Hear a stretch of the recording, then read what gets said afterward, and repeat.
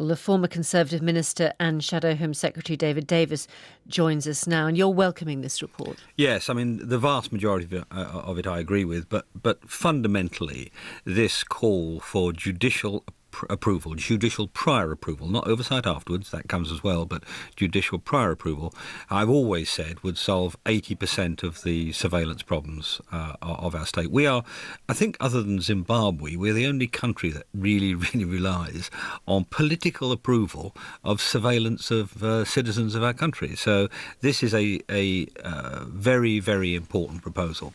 And this was a point that you raised with the Home Secretary, but in reply to you, she said she'd be looking at the idea, reflecting on it, but she didn't commit to it, did she? Yeah, they hate it. I mean, the simple truth is this involves a significant reduction in the power of the relevant secretaries of state, principally the Home Secretary and the Foreign Secretary. But as David Anderton told you, she signs off 7 or 8 a day. Well, I would take quite a long time signing off one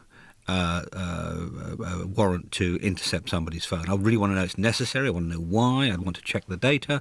7 or 8 a day. How good a protection of the public is that? But I suppose, really. But I suppose what people would argue is that there's a question of democratic accountability if elected politicians are able to sign the warrants rather than judges. Recommend you look at the written questions in the last couple of years. Every time I ask a minister to say anything in this area, they say they never comment on security matters.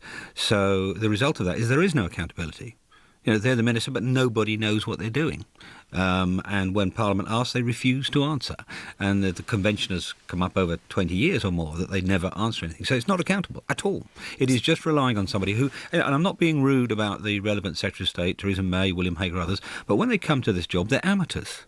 They really have no more knowledge than that which is handed to them by their civil servants and the operatives of the agencies.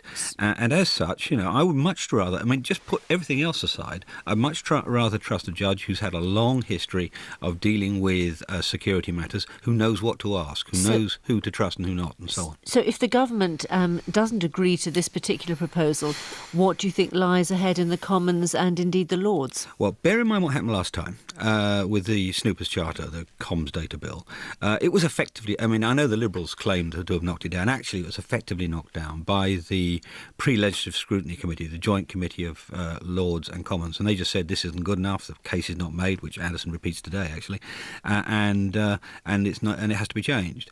And the same thing, I think, will happen again. But even if that were not true, my hunch is that a bill brought to the House of Commons to replace the 65 Acts of Parliament that currently cover this, will have inserted into it judicial oversight and judicial authorisation. David Davis, many thanks indeed.